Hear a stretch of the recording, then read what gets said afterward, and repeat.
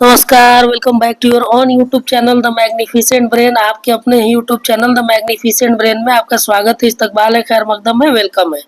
जैसा कि आप सभी जानते हैं कि आज ट्रांसफर से संबंधित 10,225 शिक्षकों का डिस्ट्रिक्ट अलॉट कर दिया गया है। तो स्थानांतरण की प्रक्रिया चालू कर दी गई है और स्थानांतरण की प्रक्रिया के दौरान 10,225 शिक्षकों का जिला अलॉट कर दिया गया है। अब देखना यह है कि स्थानांतरित सभी शिक्षकों का विद्यालय आवंटन कब होता है, उसके लिए एक और तारीख जारी कर दिया गया है। अब देखना यही है कि उस तारीख पर विद्यालय आवंटित हो पाता है या नहीं। साथ ही वैसे सभी शिक्षक जिनका जिला अलॉट कर दिया गया है, सभी शिक्षक को कौन कौन से कागजात अब तैयार रखने की जरूरत है, इस पर हम इस वीडियो में बात करने वाले हैं। इससे पहले कि हम आगे बढ़े, हम आपको बता दें कि इसी प्रकार के न्यूज और अपडेट्स के लिए आप हमारे YouTube channel the magnificent brain को जरूर सब्सक्राइब करें और इसका बेल आइकन दबाना नहीं भूलें। तो चलिए अब देख लेते हैं इससे संबंधित पत्र क्या है। जैसा कि आप यहाँ देख पा रहे होंगे, सचिव शिक्षा विभाग की अध्यक्षता में शिक्षकों के अंतर जिला स्थानांतरण हेतु दिनांक 24/3/2025 को आयोजित विभागीय स्थापना समिति की बैठक की कार्यवाही। अब इसमें उपस्थित सदस्यों के नाम दिए गए हैं और यहाँ कार्यवाही दी गई है कि किस दिन क्या कार्यवाही हुई थी। अब सबसे इम्पोर्टेंट चीज जो देखने वाली बात यह है कि प्रथम चरण में विभिन्न कोटि के असाध्य रोगों से ग्रसित शिक्षकों के स्थानांतरण आवेदन पर विचार किया गया, जिसके तहत पूर्व में दिनांक 10/1/2025 को 47 नियमित शिक्षकों के आवेदन का निस्तारण किया गया। यानी पहले चरण में 47 नियमित शिक्षकों के आवेदन पर विचार किया गया था और उसके बाद दिनांक 25/2/2025 को बिहार लोक सेवा आयोग TRE-1 और TRE-2 से नियुक्त असाध्य रोग से ग्रसित 260 शिक्षकों के आवेदन का निस्तारण किया गया।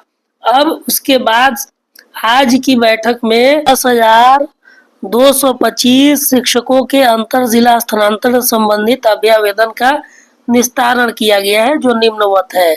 आप यहाँ देख पा रहे होंगे, इस सारणी को अच्छे से देख लीजिए। विशेष समस्याओं से ग्रसित होने के कारण जो शिक्षक के असाध्य रोग में 113 अभ्यावेदन पुरुष शिक्षक के और 113 अभ्यावेदन महिला शिक्षक का, यानी 226 अभ्यावेदन का निस्तारण किया गया है।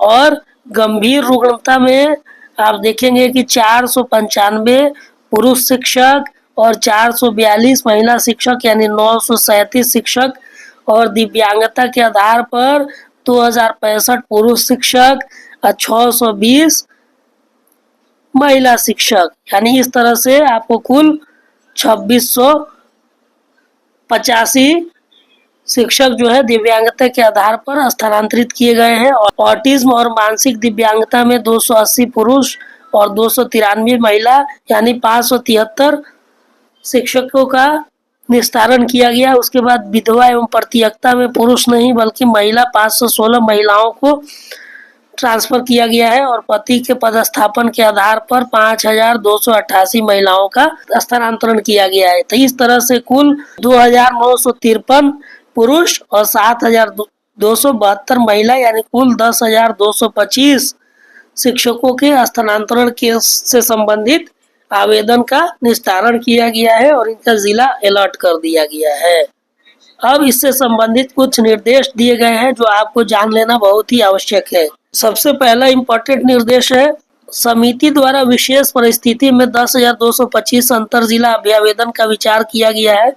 सभी को ऐच्छिक जिला आवंटित कर दिया गया है, जिसका सूची अनुलग्नक 1 के रूप में संलग्न है। दूसरे में कहा गया है, सभी शिक्षक के स्थानांतरण उनके द्वारा ई शिक्षा कोष पोर्टल पर दिए गए घोषणा यानी डिक्लेरेशन के आलोक में किया गया है।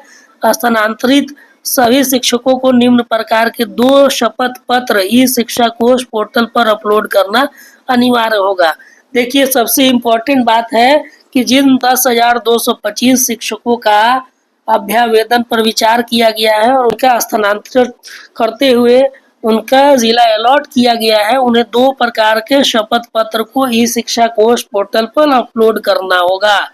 पहला जो शपथ पत्र है वो है, यदि शिक्षक द्वारा इस शिक्षा कोष पोर्टल पर दिए गए अभ्यावेदन एवं घोषणा पत्र में किसी भी प्रकार का गलत सूचना दिया गया है तो उनके विरुद्ध नियमानुसार अनुशासनात्मक कार्रवाई की जाएगी।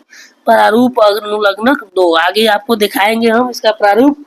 शपथ पत्र 1 में इस बात का घोषणा करना है कि आपने जो इस शिक्षा कोष पोर्टल पर अभ्यावेदन और घोषणा पत्र दिए हैं उसमें तमाम सूचनाएं जो है सही है।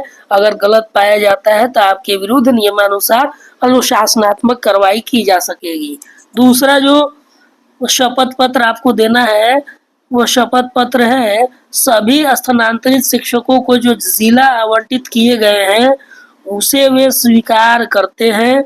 समिति द्वारा उनके द्वारा दिए गए विद्यालय के विकल्प को प्राथमिकता के आधार पर विचार किया जाएगा।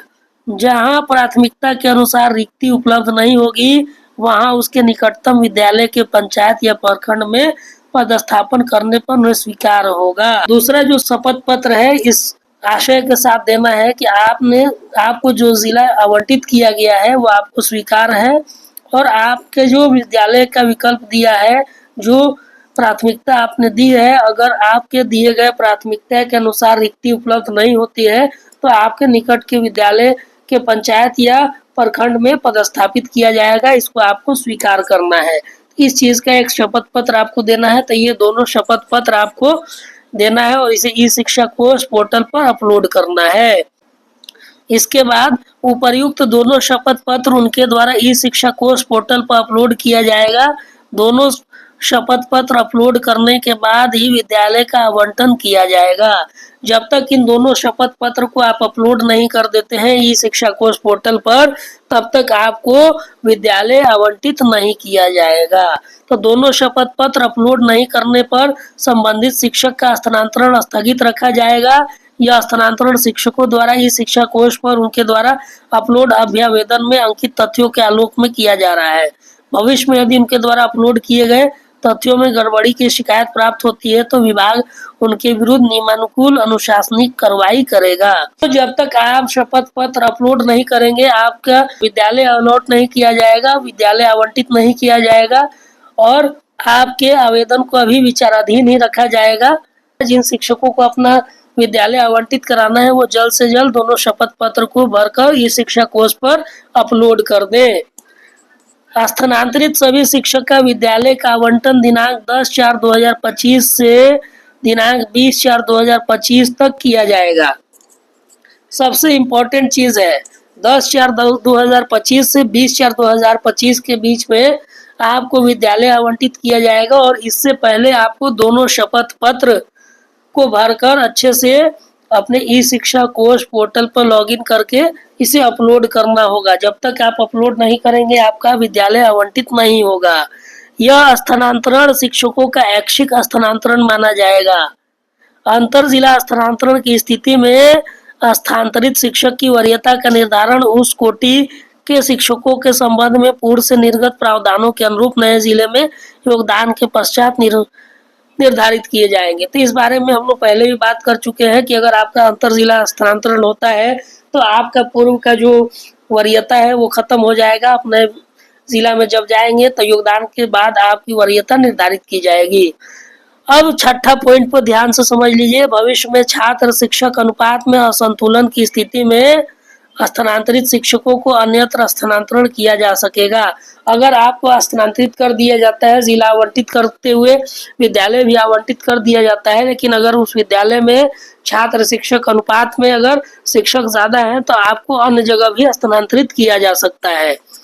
7वें पॉइंट में कहा गया है इस स्थानांतरण में स्थानीय निकाय के शिक्षकों को छोड़कर सभी कोटि के शिक्षकों का स्थानांतरण किया गया है। यदि किसी स्थानीय निकाय शिक्षक का स्थानांतरण हो गया है तो संबंधित जिला शिक्षा पदाधिकारी इस संबंध में इस शिक्षा कोष पर सूचना देंगे। भविष्य में उनके द्वारा सक्षमता परीक्षा उत्तीर्ण करने एवं विद्यालय में योगदान के पश्चात ही उनका स्थानांतरण पर निर्णय लिया जाएगा। तो गलती से अगर किसी नियोजित शिक्षक का स्थानांतरण हो गया है तो उनके स्थानांतरण पर भी रोक रहेगी। जब वो सक्षमता परीक्षा पास करके विशेष शिक्षक बन जाएंगे तब उन्हें स्थानांतरित किया जाएगा। विभागीय कार्यवाही एवं निगरानी जांच वित्तीय गबन से आच्छादित शिक्षकों के स्थानांतरण पर विचार नहीं किया जाएगा। यदि इस कोटि के शिक्षक का स्थानांतरण हो गया है तो संबंधित जिला शिक्षा पदाधिकारी ऐसे शिक्षक को विरमित नहीं करेंगे। तो जिन शिक्षकों के विरुद्ध कार्यवाही या निगरानी जांच या वित्तीय गबन से ऐसा मामला है उन शिक्षकों का अगर स्थानांतरण हो गया है तो उन्हें विरमण नहीं किया जाएगा। इस संबंध में भी जिला शिक्षा पदाधिकारी को स्पष्ट किया गया है। अब ये देखिए यही प्रारूप है, यही आपको शपथ पत्र, जो पहला शपथ पत्र है इसको भर के आपको जमा कर देना है। सीधे यहाँ शिक्षक का नाम, विद्यालय का नाम, जिला का नाम लिख के अपलोड कर देना है। दूसरा जो शपथ पत्र है वो ये है। इस शपथ पत्र में कहा गया हस्तांतरण के फलस्वरूप मुझे जो जिला आवंटित किया गया है वो मुझे स्वीकार होगा। मेरे द्वारा हस्तांतरण हेतु दिए गए विकल्पों पर विभाग द्वारा प्राथमिकता के आधार पर विचार किया जाएगा। जहां प्राथमिकता के अनुसार रिक्ति उपलब्ध नहीं होगी वहां उसके निकटतम विद्यालय के पंचायत या प्रखंड में पदस्थापन करने के लिए विभाग स्वतंत्र होगा, जो मुझे स्वीकार है। यहाँ भी शिक्षक का नाम, विद्यालय का नाम, जिला का नाम लिखकर आपको अपलोड कर देना है। तो जिन 10,225 शिक्षकों का स्थानांतरण करते हुए जिला आवंटित कर दिया गया है, तो उनको विद्यालय आवंटन से पहले आपको इन दोनों शपथ पत्र को लिखकर अपलोड कर देना है। और जैसे ही आप शपथ पत्र अपलोड कर देंगे तो आपको 10 अप्रैल से 20 अप्रैल के बीच जिला आवंटन की प्रक्रिया भी शुरू कर दी जाएगी। अभी आप देख रहे हैं ये लिस्ट है शिक्षकों का। तो उम्मीद करते हैं कि आपको स्थानांतरण से संबंधित जो बातें महत्वपूर्ण थी वो हमने बता दी है और आपको यह वीडियो पसंद आई होगी। अगर आपको यह वीडियो पसंद आई है तो हमारे इस वीडियो को लाइक करें, शेयर करें और हमारे इस यूट्यूब चैनल को सब्सक्राइब करें। मिलते हैं इसी प्रकार के अन्य जानकारी भरे वीडियो में। तब तक के लिए हमें दीजिए अनुमति। धन्यवाद। Thank you for watching.